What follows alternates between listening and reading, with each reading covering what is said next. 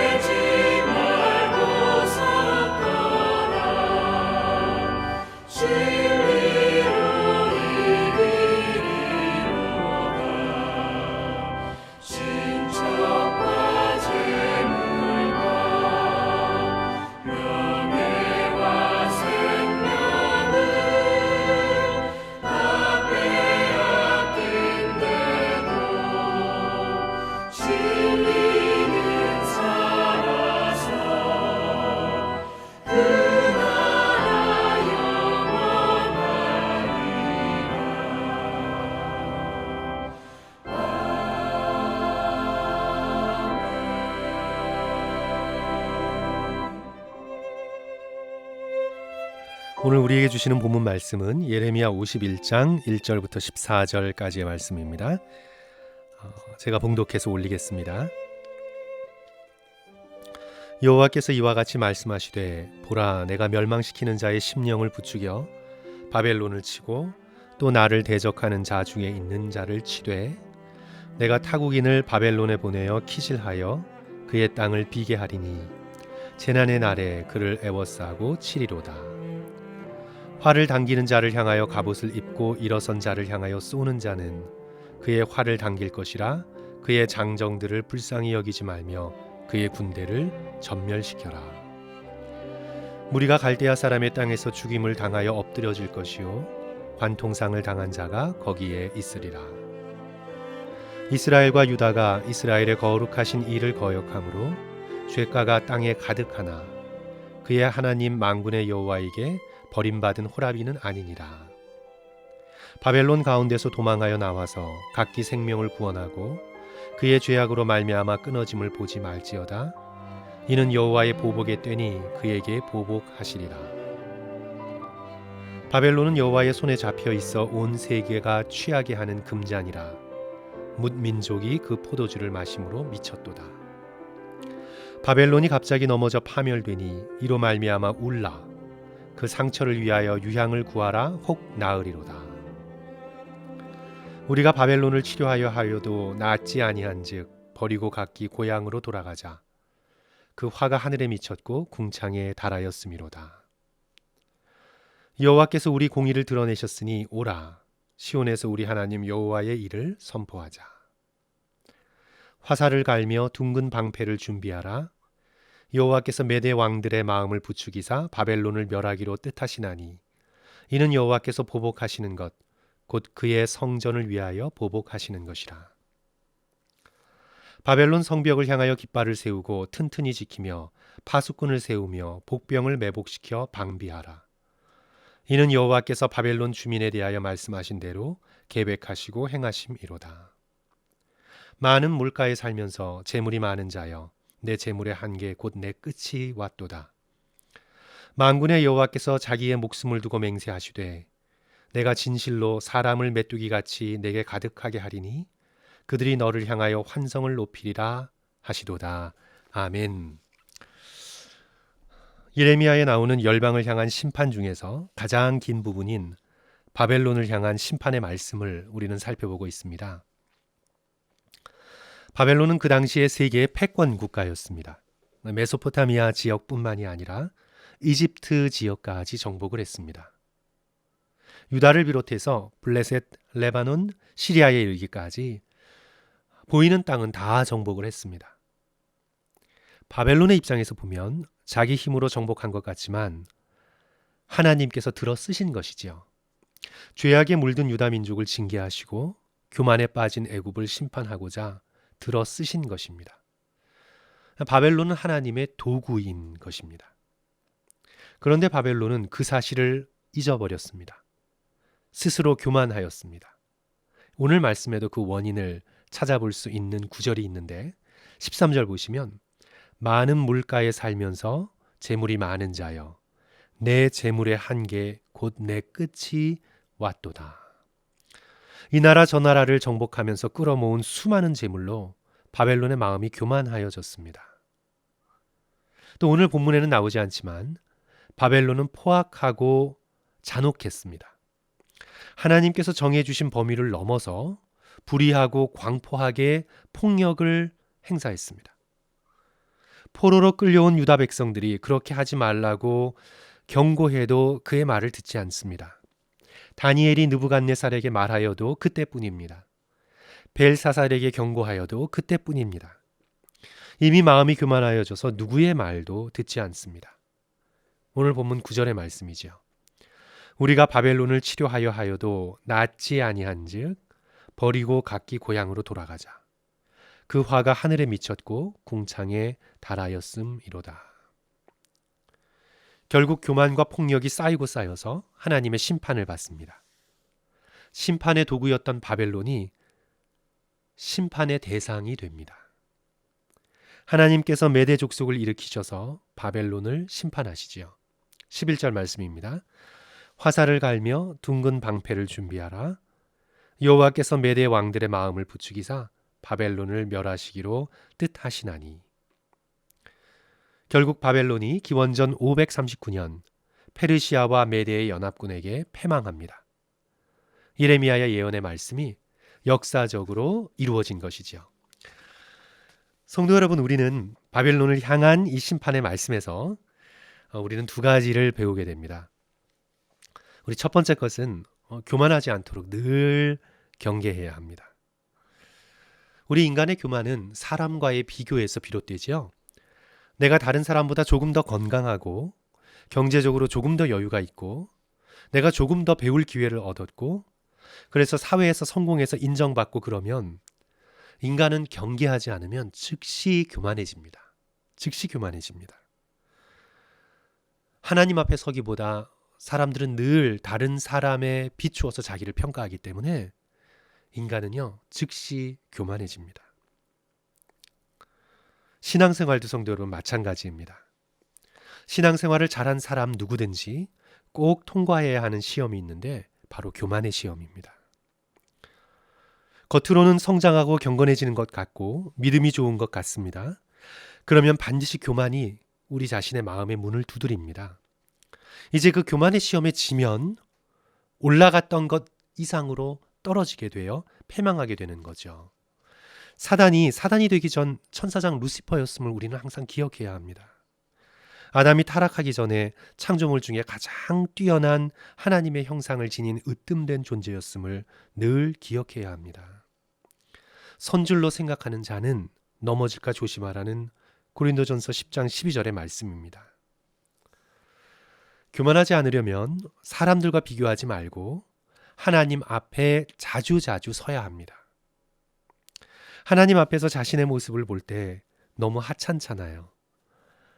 사람들과 비교해서는 내가 조금 깨끗한 것 같고 빛나는 것 같은데 사실 우리의 이 마음 가지고 하나님 앞에 서면요, 구정물을 뒤집어 쓴 것 같고 모든 것이 다 너덜너덜합니다. 하나님 앞에 서면 정말 우리는 아무것도 아닙니다. 우리가 가지고 있는 재능, 우리가 가진 성공, 정말 아무것도 아닙니다. 하나님 앞에서 진정으로 겸손하게 될 수밖에 없습니다. 요즘 주목받고 있는 토론토 대학의 심리학자인 조던 피터슨의 말이 도움이 됩니다. 남들과 비교하지 말고 오직 어제의 너 자신과만 비교해라. 너 자신과만 비교해서 내가 어제보다 발전하고 있는지, 내가 성장하고 있는지만 살펴야지 남들과 비교해서 우쭐하거나 기죽지 말아야 한다는 그런 심리학자의 통찰이지요. 맞습니다. 성도 여러분, 옳은 지적입니다. 우리는 너무나 독특한 존재라 다른 사람과 비교할 수 없습니다. 자신의 열심, 자신의 성장을 위해 자기 자신만 돌아보고 무엇보다 열심을 다하여서 광대하시고 거룩하신 하나님 앞에 섬으로 인해서 더욱 겸손해지는 저와 여러분이 되어야 되겠습니다. 둘째로 이 말씀을 통해 우리가 기억해야 될 것은 우리 자신도 반드시 판단받게 되어 있습니다. 그리스도의 진리의 눈은 우리의 영혼을 꿰뚫게 되어 있습니다. 바벨론은 자기는 판단만 하는 줄 알았어요.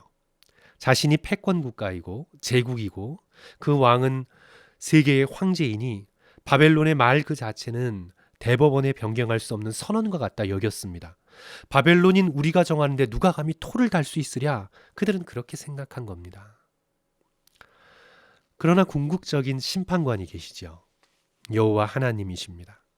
하나님께서 모든 인간들을 판단하십니다. 모든 나라들을 심판하십니다. 바벨론은 자신이 언제나 심판만 하는 줄 알았지만 결국 심판받게 됩니다.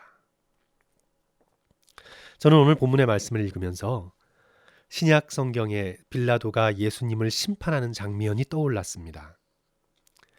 빌라도는 당연히 생각했을 것입니다. 자신이 심판한다고. 내가 총독인데. 내가 너를 붙들 권세도 있고 놓을 권세도 있다고. 그렇게 생각했고 그렇게 말했습니다. 그런데 성도 여러분, 실상은 어떤가요? 예수님께서 빌라도를 심판하고 계십니다. 그가 하는 말과 행동과 결정에 따라 그는 자기가 심판하고 있다고 생각하고 있지만 사실은 심판받고 있는 겁니다. 지금 이 순간 만왕의 왕 되신 예수님의 그 눈 앞에서 자기 자신의 양심이, 자신의 영혼이 심판받고 있는 겁니다. 빌라도의 심판으로 그는 심판받고 있고 재림의 날 백보자 앞에서 그 심판의 날에 영원히 심판받을 것입니다.